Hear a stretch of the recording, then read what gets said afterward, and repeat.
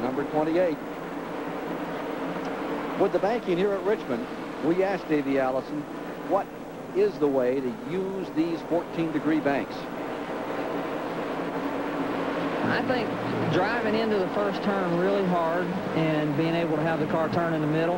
And in the third turn, you're going to have to be gentle. You're going to have to get the car in easy, finesse it into the corner, and then get back in the gas early. And that's just what he's doing right now. He is finessing it. And his finishes on the tracks of a mile or less this year, of less than a mile, have been improving from the start of the season. When he was here at Richmond, he had a 29th in the early going, and then had an 8th at Wilkesboro, a 6th at Martinsville, and a 4th at Bristol, Tennessee. So he's set up to improve a little bit more today. Here's Alan Kulwicki's in-car camera from the 6th position. He's closing on number 3, Earnhardt, who led. Now he's fallen back into Kulwicki's clutches for 5th position. It's one of the beautiful things about the in-car camera. You can see Earnhardt's car push up high right there, and it'll shake a little bit. That means the handle's going on the car, and the tires are not working properly, or they're being used up a little bit. But the in-car camera is one of the best things that ever happened to racing, because you can see things we never could see before. Here you see Alan Kulwicki taking it right to the wall, and those marks there are created either by the Grand National cars in yesterday's event or in the qualifying or the couple of shunts we've had thus far today. That wall's really taken a licking. Here's Kulwicki in the Ford up against the Richard Childress Chevrolet down in turn 1. And Kulwicki looks like he's ready to tighten the screw just a bit here and go for it. Earnhardt trying to salvage anything he can until he gets a caution flag. Hopefully pull on pit road and strap on some new tires. Well, Earnhardt always has that luxury. He can be 6 seconds behind, and after he makes a pit stop, be 2 seconds behind, because his pit crew is so fantastic. So that's always been one of his strong advantages. Let's review a little further back for you. In 11th spot right now is Brett Bodine. In 12th is Dave Marcus. 13th is Michael Waltrip. 14th is Dale Jarrett. And 15th is Benny Parsons. With 16th, Neil Bonnet. 17th, Rodney Combs. 18th, Sterling Marlin. And 19th, Kyle Petty. Following with the leaders here and staying right in with Alan Kulwicki in 6th position as he tries to take one away from Dale Earnhardt. Drop him back a spot to that 7th position, or to the 6th position. Earnhardt is in 5th. Last lap at an average speed of 112 miles per hour, and the speed is falling off a bit. The track is getting slippery. Well, everybody said in the garage area that this racetrack is going to get slippery as it goes on, and they said the way you can tell is where they pick up the motor sound is the further they go into turn. Earlier, they was right in the middle. Now you can see they're all the way through the turn before they pick the motor up again, because the car goes sideways because of the slick tires.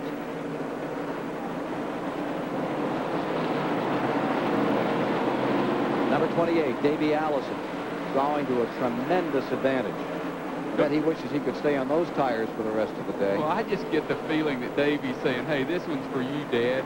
And I think he does have that advantage over everyone. He's probably driving a little possessed right now. And Bobby, you should be proud of your boy, because he's doing it for you.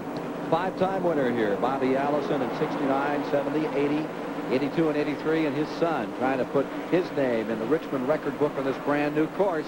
Here's number 11, Terry Labonte, now in the 2nd position at his 2nd place and running clear for just a moment from that leader, car number 28.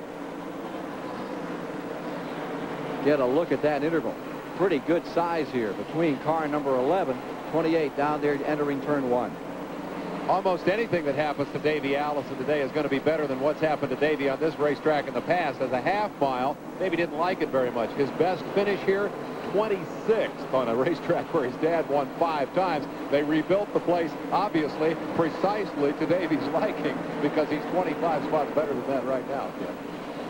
I remember Davey Allison was pushing the bulldozer that Richard Petty used to tear this place up. He gave it a standing ovation, and he's found the setup. And for the first time, Davey Allison is getting ready to lap cars on the racetrack. That's how good this racetrack is. It's taken this long to start legitimately lapping cars under green on the racetrack. He's lapping Neil Bonnet in car number 75, who is being shown in the 16th position. There's Bonnet, 16th position, going a lap down to Davey Allison with 151 complete.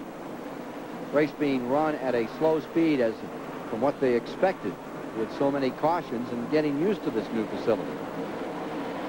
A lot of sashaying around this racetrack, a lot of slipping, a lot of skittering.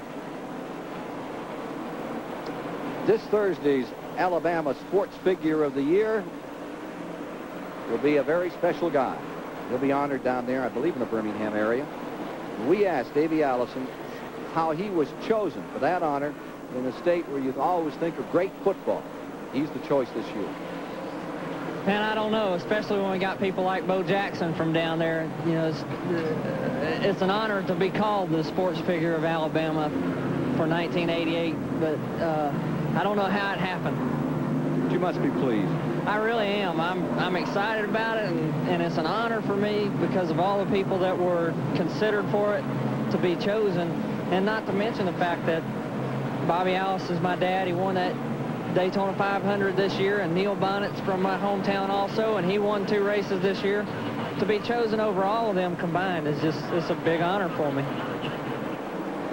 He is showing right now why he is so deserving of being the recipient as he puts a lap on Benny Parsons in car number 90 and takes the 15th car a lap down. Davey Allison having a magnificent day, and when you talk about Daytona and Bobby Allison's victory, don't forget who was on the rear bumper, the kid.